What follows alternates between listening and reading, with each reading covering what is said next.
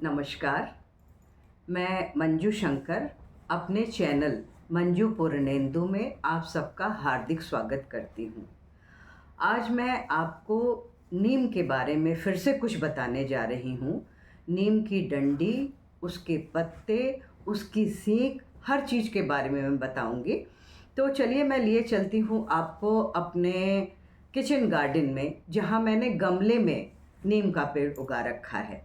तो चलिए चलते हैं और मैं दिखाती हूँ आपको अपना पौधा भी। ये देखिए, मैंने गमले में नीम का पौधा लगा रखा है। इसमें नीचे मैंने अजवाइन के पत्ते भी लगा रखे हैं। इसके बारे में भी मैं किसी दिन आपको बताऊंगी। तो चलिए इसकी एक ब्रांच काट लेती हूँ मैं।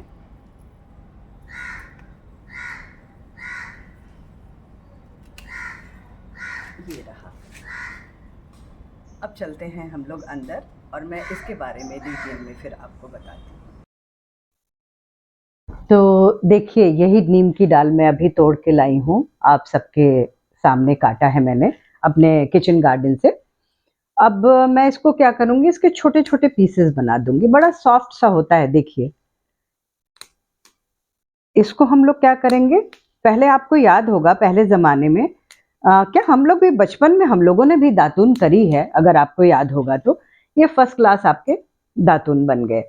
आप इसको आराम से पूंछ के इसका ब्रश टाइप का बना लीजिए, अच्छी तरह से रगड़ के दांतों को ऊपर नीचे साफ करिए। हाँ, जो इसका रस निकलता है उसको कभी भी आप बाहर मत थूकिए, उसको निगल जाइए, क्योंकि आपको पता है कि इसमें इतना ज़्यादा क्वालिटीज़ होती हैं। ये एंटीबैक्टीरियल है, एंटीवायरल है, एंटी इन्फ्लेमेटरी है, और भी बहुत सारे गुण इसमें इस नीम की एक डंडी में होते हैं। तो हम अपनी सलाइवा को थूकें क्यों, हम उसको अंदर क्यों ना निगल लें। और उसको निगलने से एक फ़ायदा और होगा, आपके पेट में कीड़े कभी नहीं होंगे और आपकी स्किन भी ग्लो करने लगेगी, क्योंकि एंटीबैक्टीरियल होने की वजह से इसका असर आपके स्किन के ऊपर भी तो पड़ेगा।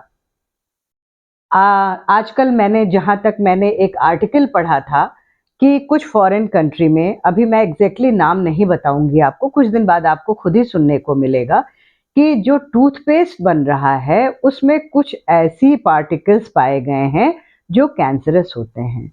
तो हो सकता है कुछ दिन बाद ये टूथपेस्ट बनना ही बंद हो जाए या बैन हो जाए। तो क्यों ना हम पुराने ज़माने में चलें, एक बार नीम की ढेर सारी डंडियाँ खरीद के लाइए, पीसेस करके गीले कपड़े में लपेट के आराम से उसको फ्रिज में डाल दीजिए या एक बास्केट में घर में ही रख लीजिए, और जब भी आपको ब्रश करना हो इसको ही यूज़ करिए। रात में सोते टाइम भी इसी को यूज़ करिए, क्यों हम ब्रश करें। अब आइए मैं आपको बताती हूँ इनकी पत्तियों के बारे में।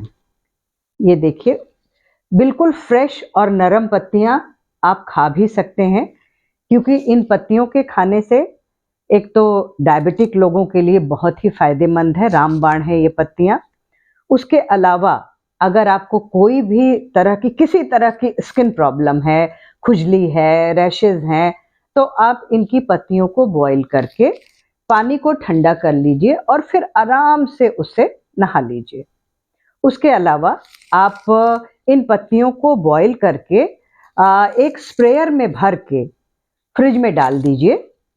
तो can you please bring that sprayer, उसको फ्रिज में डाल दीजिए, और जब भी आप बाहर से धूप से आती हैं तो अपने फेस पर उसको स्प्रे कर लीजिए। आप देखेंगी कि आपकी डस्ट भी खत्म हो गई चेहरे की। उसके अलावा जो भी आप फंगस या कुछ बाहर से आने में अपनी स्किन पे लेके आई थी, वो भी इसके साथ ही साथ धुल जाएगा।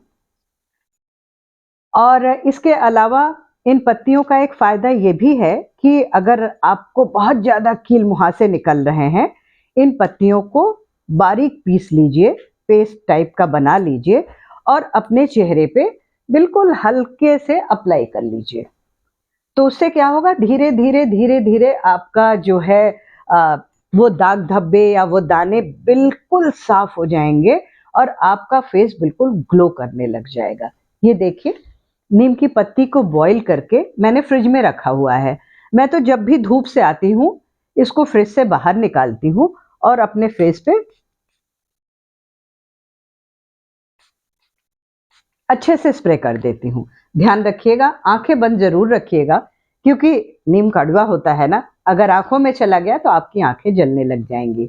आप देखिएगा कि ये एक तो फ्रिज से निकला हुआ ठंडा और दूसरे नीम, तो धीरे-धीरे आपको खुद ही बहुत एक ठंडक या राहत या सुकून-सा महसूस होगा अपने चेहरे के ऊपर। अब आइए हम आपको इसकी डंडियों के क्या कहते हैं, हम लोग तो बचपन से ये सुनते आए हैं, नीम का सीख है। हैं? अब मैं इसके बारे में बताती हूँ। अम, मुझे जैसा पता है कि इसके सीख को चाकू से छील के इसको इमामदस्ते में कूट दीजिए, इसके जूस को खूब अच्छे से दबा के निकाल लीजिए, एक कटोरी गरम करिए, उसमें उस जूस को डाल दीजिए और उसके बाद जब वो नॉर्मल टेम्परेचर पे आ जाए, तो जिस व्यक्ति को महीनों से बुखार आ रहा हो और उसका कोई ट्रीटमेंट नहीं कर पा रहा हो या बुखार नहीं उतर रहा हो, आप बिलीव मानेंगी कि आप उसको सिर्फ 3 दिन या 4 दिन इसका जूस पिलाइए, अगर उसका फ़ीवर ना उतर जाए तो आप कहिए, ये मेरा अपना आज़माया हुआ नुस्खा है। इसलिए मैं आपको इतना कॉन्फिडेंटली बता रही हूँ।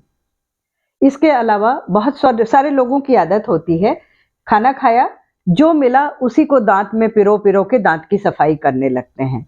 इवन अगर हाथ में सेफ्टी पिन उन्होंने लगा रखा है, तो उसको भी निकाल के दाँतों की सफाई करते हैं।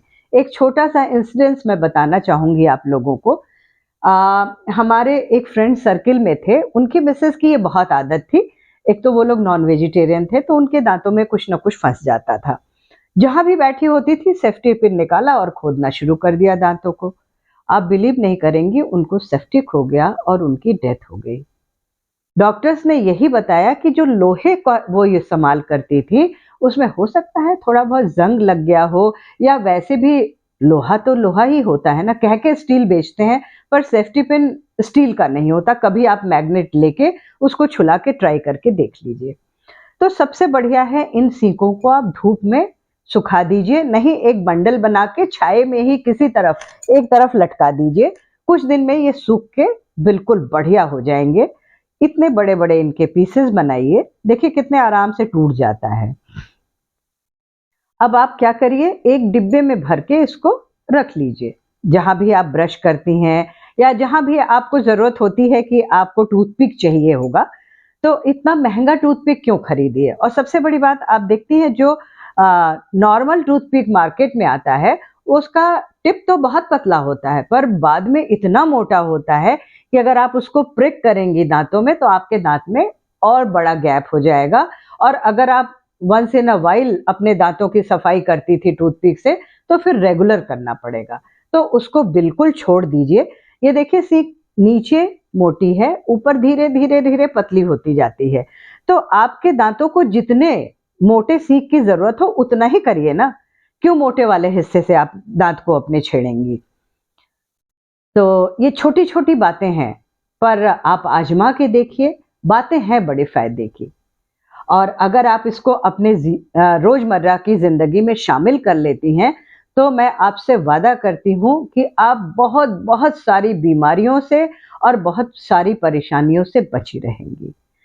तो चलिए, मिलती हूँ अपने अगले वीडियो में, तब तक के लिए खूबसूरत बनिए, सारी एलर्जी, सारी चीज़ों को ख़त्म करिए, चमकदार स्किन बनाइए और अपने आप को भी खूबसूरत बनाइए तन से, मन से। चलिए मिलती हूँ अपने अगले वीडियो में। तब तक के लिए अगर आपको मेरे वीडियोस अच्छे लगते हैं तो प्लीज़, प्लीज़, प्लीज़ मेरे चैनल को लाइक करिए, सब्सक्राइब करिए, बेल आइकन दबाना कभी भी मत भूलिएगा। और एक बात और कहनी थी, वीडियो को हमेशा पूरा देखिए। जब आप पूरा देखेंगी तभी आपको क्लैरिटी आएगी। Okay, bye bye. Love you, bye.